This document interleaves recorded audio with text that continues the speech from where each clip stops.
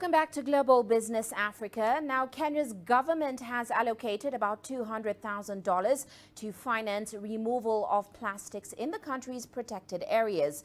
And the move comes as the country steps up its war on non-biodegradable materials. Kenya imposed a ban on polythene carrier bags on August 2017. 2 years later, the East African nation banned the use of all single-use plastics in conservation areas.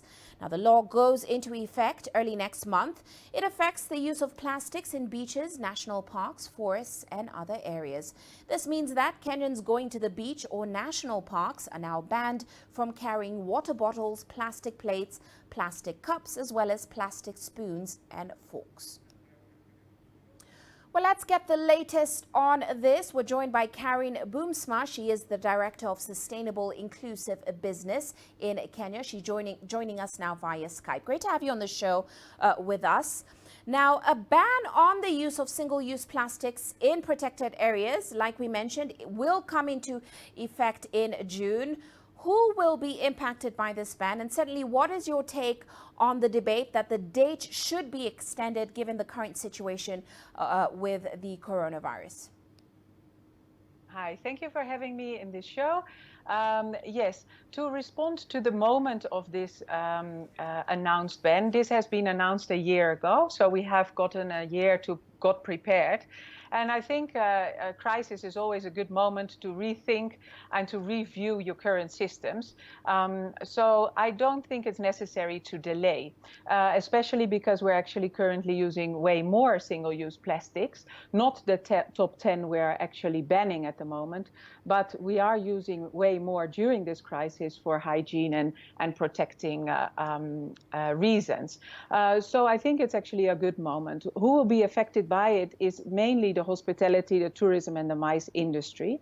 And yes, that's at this moment that business is really at the standstill. So we will see a different implementation of this ban and a different effect because we have way less tourists and way less people traveling to the parks. We have hardly anyone going into the parks or at the beaches at the moment. Well, some are arguing that in order for this ban to stick, the government needs to put together some sort of regulation, of course, backed by the Constitution, and that's in order to ensure that it's effectively implemented going forward. Do you agree with that notion? Yes, I do agree with that notion, and we have been working collectively, so Kenyan Private Sector Alliance and other private sector bodies have been working collectively with the government to also have the right regulations in place in the new waste management bill. That bill has not reached Parliament yet, but we have already gotten a proposed EPR, an extended producer responsibility scheme, proposed, which is anchored in the MCA. So that is not anchored in the waste management bill yet.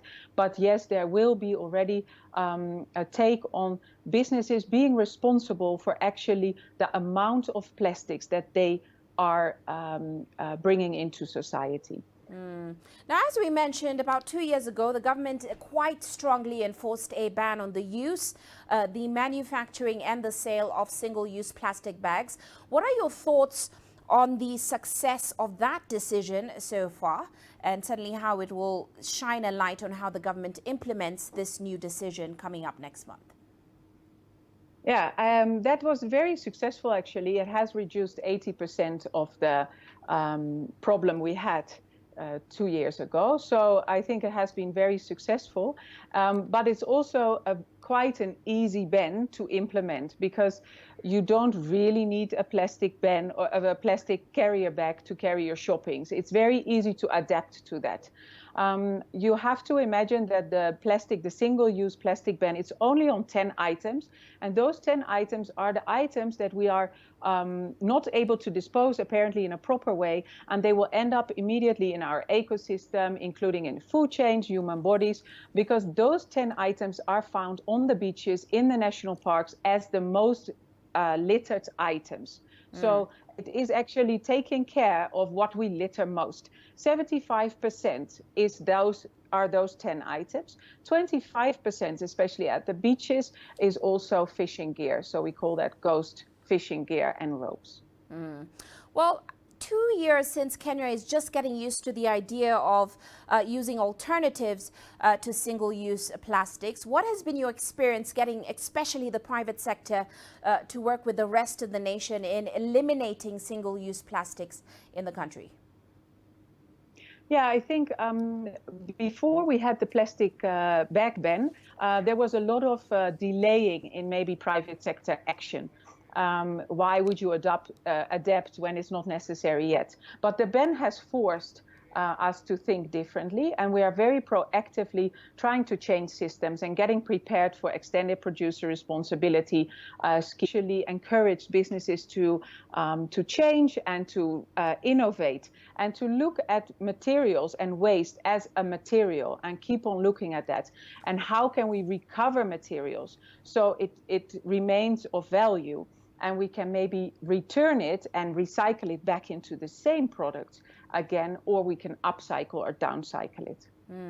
Well, we do have to leave it there, but many thanks, Karin, for your insights there. That's Karin Boomsma. She's the Director of Sustainable Inclusive Business here in Kenya.